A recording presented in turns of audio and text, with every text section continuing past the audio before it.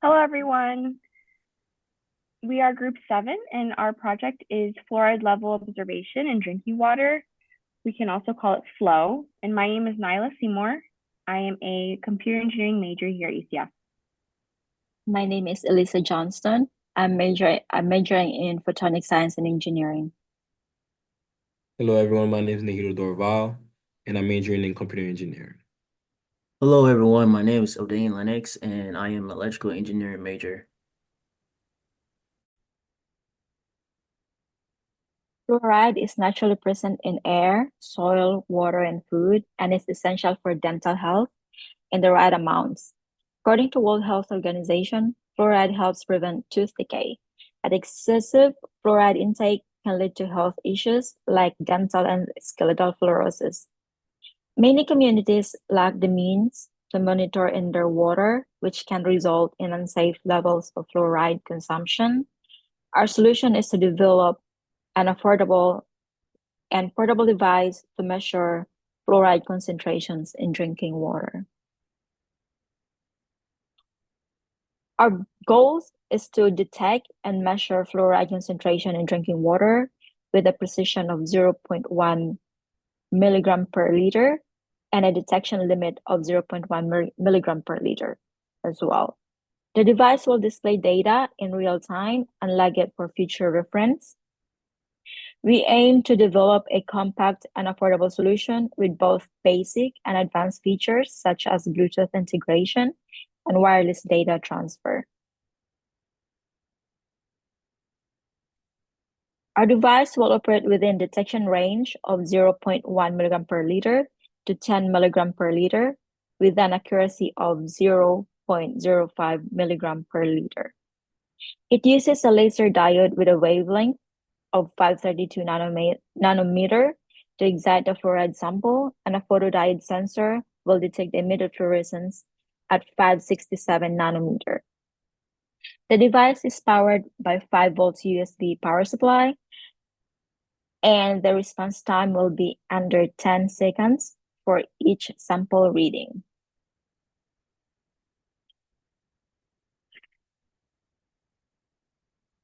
For our laser, we are using a green laser module.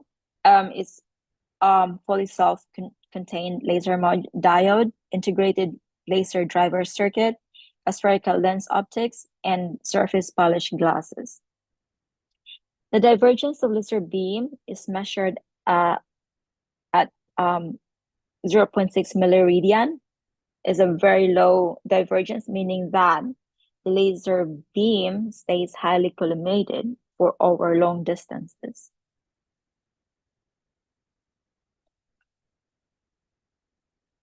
Our choice for lens is a plano-convex lens, has one flat surface and one curved surface. In this project, it is used to focus excitation light onto the sample inside the cuvette.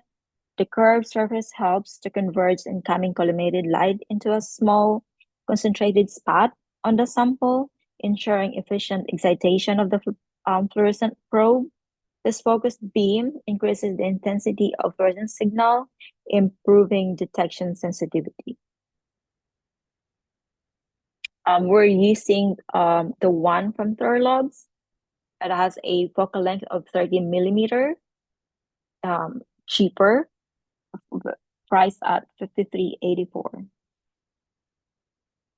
For cuvettes, we are using quartz. It has an excellent optical clarity and low absorbance, especially in the UV-vis spectroscopy. It has a high refractive index as well compared to plastics, which makes it better suited for high precision optical applications. It's easy to clean, low maintenance. We could reuse it for the duration of our project. We got this. It's a little bit expensive compared to the plastic cuvettes, and we got this from Amazon.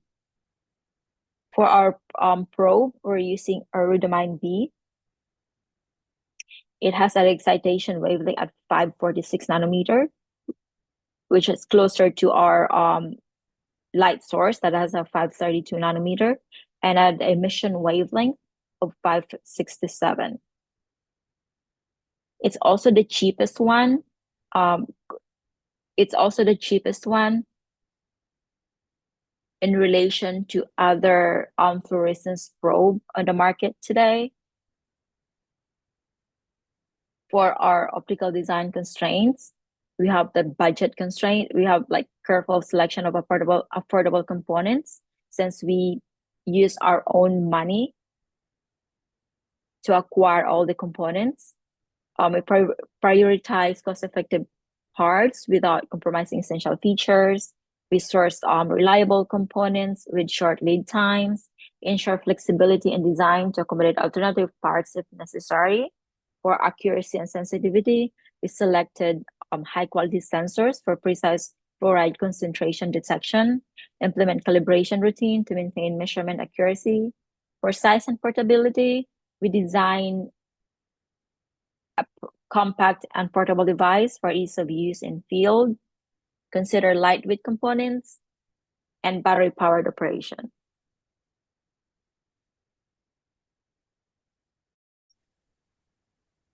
So one of the main challenges that we face when designing this project was determining the right microcontroller that will be adequate for the system.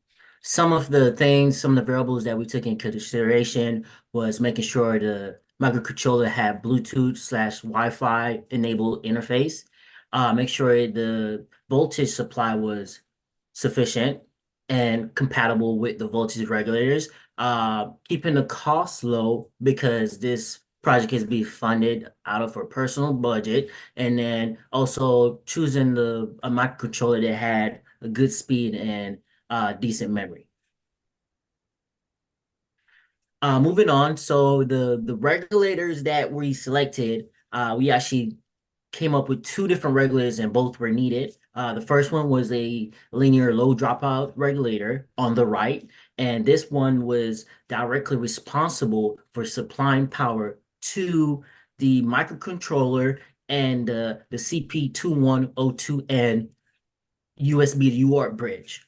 And then the boost switch-in regulator on the left, that one is responsible for supplying power to the optical components.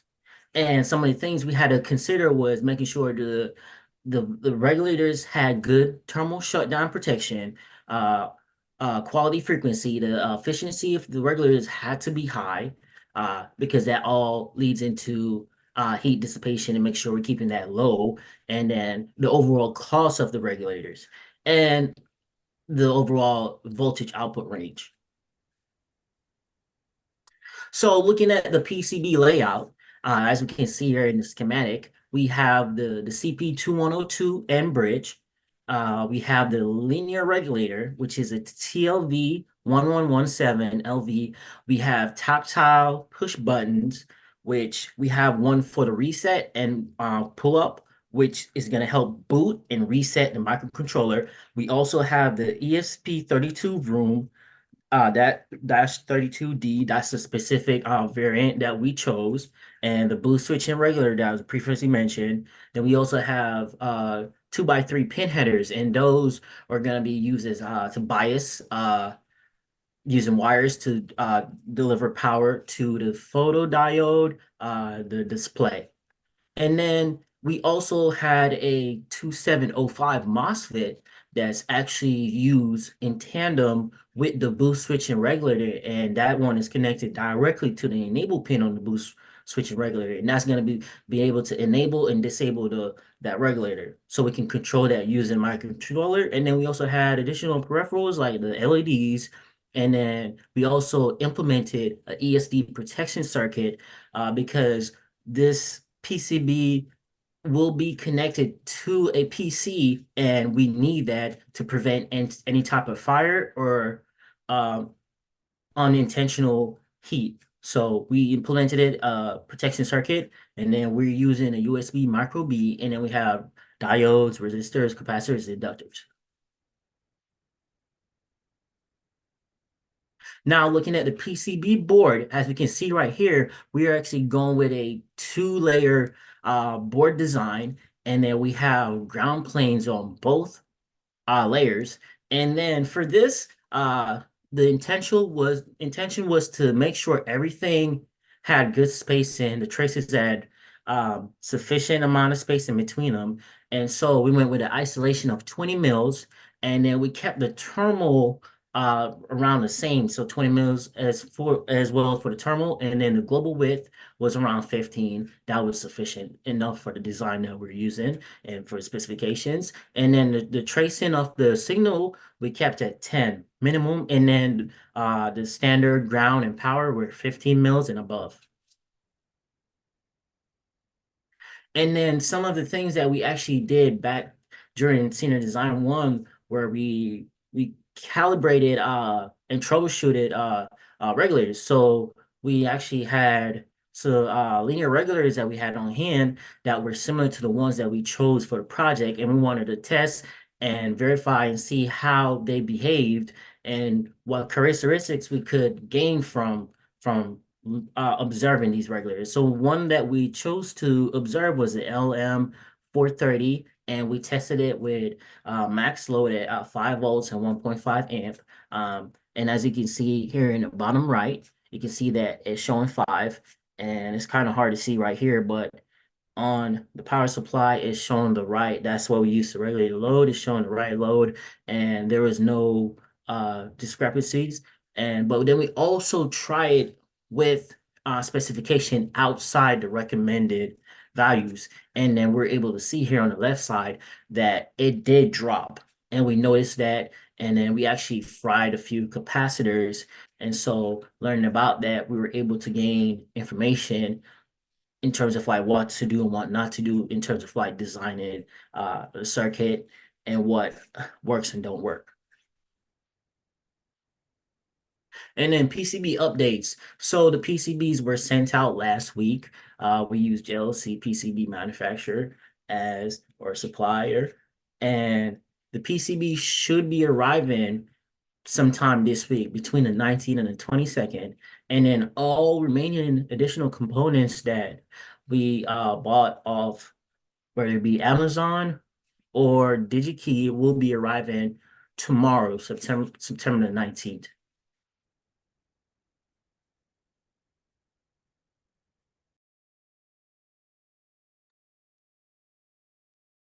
Our software plays a crucial role in the overall functionality of the portable fluoride concentration detector. Essentially, it acts as a brain for the device. As you can see, we have a lot of displays that we had to choose from. And ultimately, we went with the ILI 9341. We use also the ILI 9481. The reason why we chose the ILI 9341 is because it can send data using the SPI communication and providing real-time visual output to the user. Yes, and some key factors for the display is the high resolution and brightness, also color display, which can show you all the different contrasts and the colors that's available, and the flexibility of it, as I said before, with SPI, and also being cost effective.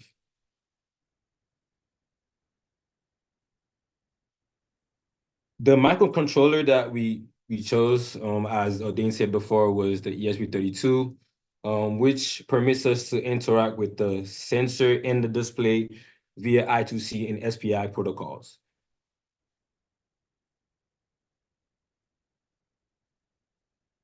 Some of the key specification of the ESP32 are the dual core processor. It's also for the real-time display and wireless communication. Also the Bluetooth and built-in Wi-Fi, which we'll use in the future for data transfer. Versatile interfaces, SPI, I2C, and UART support, and also the low power modes, which conserves energy and crucial for portability. The photodiode that we went with was the Adafruit CSL 2591. The reason why we're using that for the diode, it collects real-time data, intensity from the light, which corresponds with the fluorescence and emission of the water sample. The key factors are the high dynamic range, which is from the 1 to 600,000 lux. It ensures the precise detection of the light, and the digital interface is I2C, which can communicate with the ESP32, and also reduces the complex analog circuits. Spectral insensitivity ranges from 400 to 1,000 nanometers. I'll say aligns with the fluorescence emission detection needs. The low power consumption is that it's energy sufficient and suitable for portability. Oh, sorry. Hello, everyone. So now we will be comparing the IDEs that we wanted to use to house our software. So we had a bunch of different options, but we narrowed it down to 3. And we ended up going with Arduino.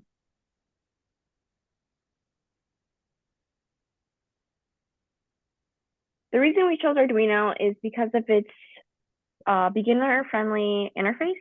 With Arduino, it's very compatible with the microcontroller we have chosen, which is the ESP32 microcontroller. And then as well as the Arduino has a very large library support, which would be compatible for the ESP that we're using, and other hardware components like the displays we're using and the photodiode, which is needed for our project. The other thing is it has a lot of resources in the IDE, and we'd be able to use this to our advantage to be able to learn anything that we haven't learned already so that we can troubleshoot through issues. And then also it has a cross-platform capability so that we can speak to other operating systems.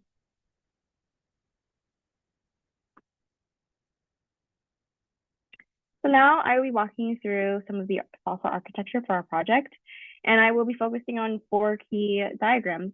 The first 2 being the state and user interface diagram. So the state diagram illustrates the various operational states for our fluoride detection device, and it transitions between them.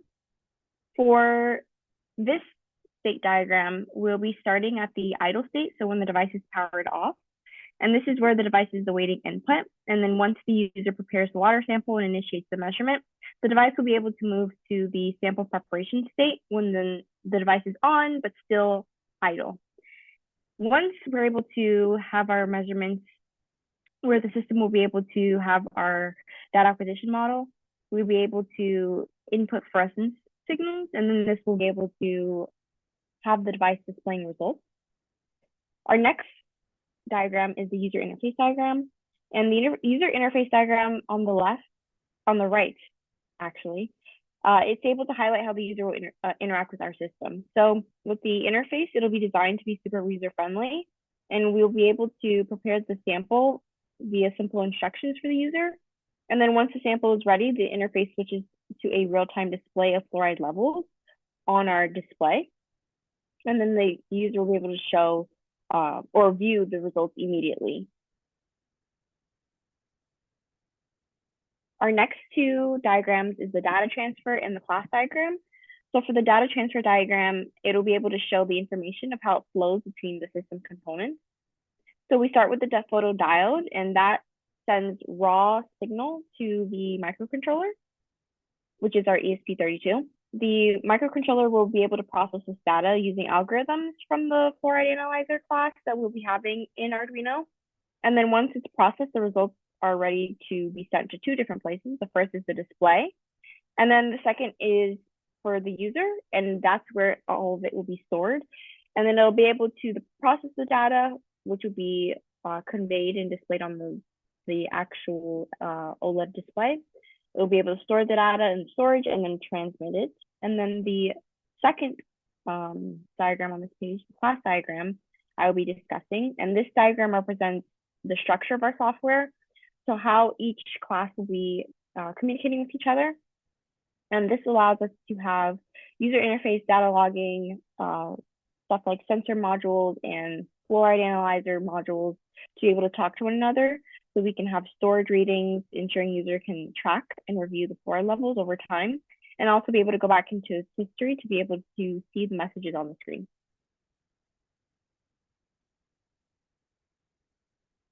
So our constraints go over, there's 5 different main constraints. So we have our microcontroller limitations, power consumption, real-time processing, user friendliness, and data storage.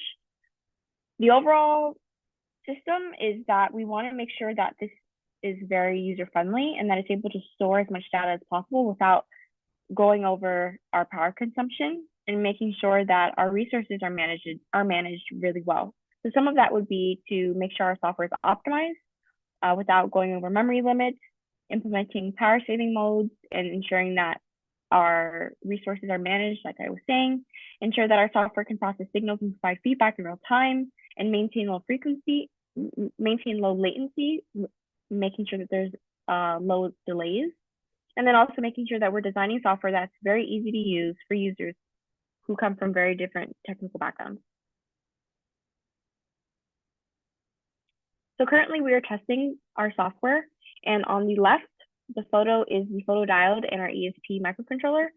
And right now we have successfully calibrated our photodiode, and we'll look into that into the next slide. And then the photo on the right is our display and our ESP. Right now, the microcontroller is working. As you can see, the blue and red light means that it is on and is in boot mode, which means the software is being updated and uploaded correctly.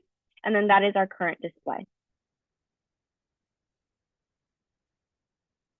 So we have, like I said, successfully calibrated our photodiode. So it is showing visible, infrared, and lux light. And we are able to talk directly and read these values. However, the display we're having some issues with, so we are ordering, or we already have ordered a new display, and it's delivering tomorrow. And we'll be able to program that display and see if our connections are working the way we want them to. And that is the end of our presentation. Thank you so much for your time. Looking forward to any questions.